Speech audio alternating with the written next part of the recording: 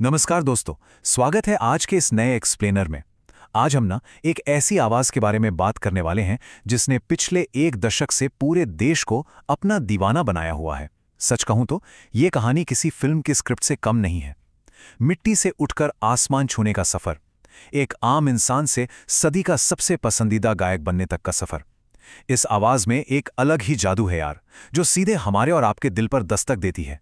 तो चलिए पूरी एनर्जी के साथ आज के इस मॉडर्न लेजेंड के शानदार सफर पर निकलते हैं। अब देखिए, इस कहानी में ना एक बहुत बड़ा विरोधाभास है, एक पैराडॉक्स है।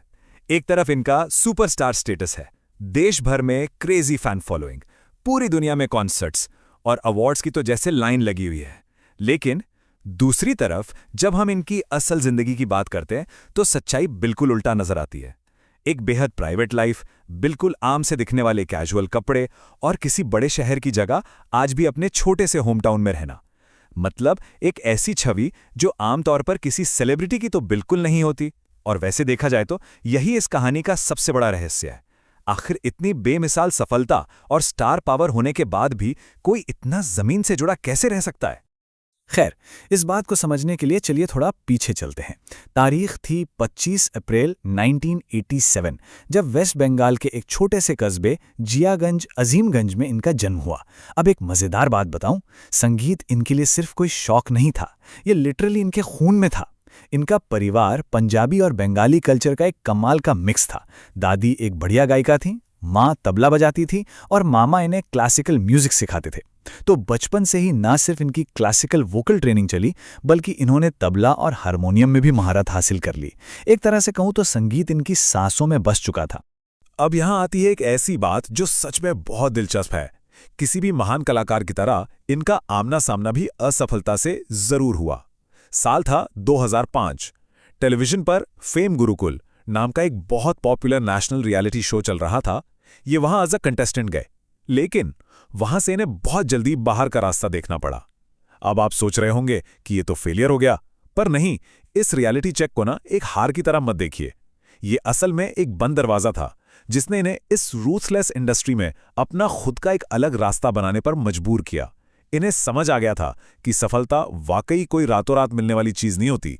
आइए इस दौर को थोड़ा और करीब से समझते हैं, क्योंकि यही वो वक्त था जब एक स्टार अपना आकार ले रहा था। 2005 में फेम गुरुकुल से निकलने के बाद का सफर बिल्कुल भी आसान नहीं था।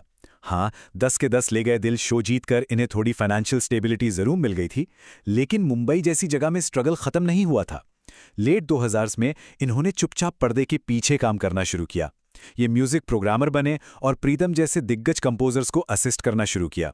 ये फेज ना एक लंबी, शांत और बहुत मुश्किल जद्दोजहद थी। असल में वो शुरुआती रिजेक्शन और पर्दे के पीछे की मेहनत आगे आने वाले एक बहुत बड़े मंच की तैयारी थी। तो इस सब के बाद हमारे दिमाग में एक सबसे अहम सवाल आता है, ऐसा क्या हुआ जिसने पर्दे के पीछे काम करने वाले एक म्यूजिक प्रोग्रामर को अचानक एक ही रात में पूरे देश की धड़कन बना दिया? उस खामोशी को आखिर किस चीज ने एक तूफान में बदल दिया? और फिर आखिरकार वो सुनहरा पल आ ही गया दोस्तों। साल था 2013। फिल्म थी आशिकी 2 और गाना था, आप सब जानते हैं, तुम ही हो। ये सिर्फ एक गाना नहीं था, ये अपने आप में एक फिनोमिनन था जिसने पूरे देश को अपनी गिरफ्त में ले लिया। इनकी आवाज की उस कशिश और जज्बातों ने सीधे लोगों की रूह को छू लिया। ये वो आखिरी सबसे बड़ा ब्रेक थ्रू था जिसका पिछले 8 सालों से बेसब्री से इंतजार था। इस एक गाने ने, इस एक लम्हे ने लिटरली सब कुछ बदल कर रख दिया। और इस ऐतिहासिक ब्रेक थ्रू के बाद ना सफलता की एक ऐसी छड़ी लगी जिसकी मिसाल मिलना मुश्किल है। अब आप खुद ही इन गानों को देख लीजिए। चन्ना मेरिया का वो टूटे दिल का दर्द हो, राब्ता का सुकून, केसरिया का रूप, अगर तुम साथ हो कि वो अजीब सी बेचैनी, फिर ले आया दिल का ठहराव, या फिर तेरा यार हूं मैं वाली दोस्ती। इन्होंने हर जज्बात को एक आवाज दी है। इनकी वर्सेटैलिटी वाकई कमाल की है, चाहे वो रोमांटिक हो, उदासी भरा हो या फिर क्लासिकल टच वाला गाना हो। और सच कहूं तो ये लिस्ट तो बस इनके संगीत के विशाल समंदर की चंद बूंदें मात्र हैं। अब जब सफलता और स्टारडम बिल्कुल अपने पीक पर थे, तब आइए उस विरोधाभास को एक बार फिर देखते हैं जो हमने शुरू में डिस्कस किया था। एक टिपिकल बॉलीवुड स्टार को आप कैसे इमेजिन करते हैं? मीडिया की चमक धमाक, लग्जरी डिजाइनर्स, महंगी गाड़ियां और बड़ी इंडस्ट्री पार्टियां। लेकिन इनका फोकस बिल्कुल अलग। इन्होंने 2014 में कोविल रॉय से शादी की और स्टार होने के इस पूरे दिखावे को पूरी तरह से नकार दिया।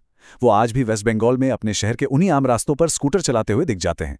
ये चीज़ बहुत साफ तौर पर दिखाती है कि उनका पूरा ध्यान आज भी सिर्फ और सिर्फ दो चीज़ों पर है, अपना संगीत और अपना परिवार। बाकी सब उनके लिए सेकेंडरी है। तो अब अगर हम इस सारी चर्चा को समेटें तो मुख्य बिंदु ये निकलता है कि आज हम जिस शख्सियत की बात कर रहे हैं उन्हें अब सिर्फ एक प्लेबैक सिंगर कहना थोड़ा गलत होगा। वो करोड़ों लोगों के लिए एक प्योर इमोशन, एक एहसास बन चुके हैं। इनका वो बिना किसी फिल्टर वाला, दिल की गहराई से निकलने वाला संगीत इन्हें सीधे आम लोगों से जोड़ता है। आपकी और हमारी प्रेम कहानियां हों, हार्ट ब्रेक्स हों या ढेर सारी मीठी यादें, वो उन सब का एक अटूट हिस्सा बन चुके हैं और संगीत की दुनिया में यही इनकी सबसे बड़ी धरोहर है। तो जाते जाते मैं आपके लिए एक विचार उत्तेजक सवाल छोड़कर जाना चाहता हूँ।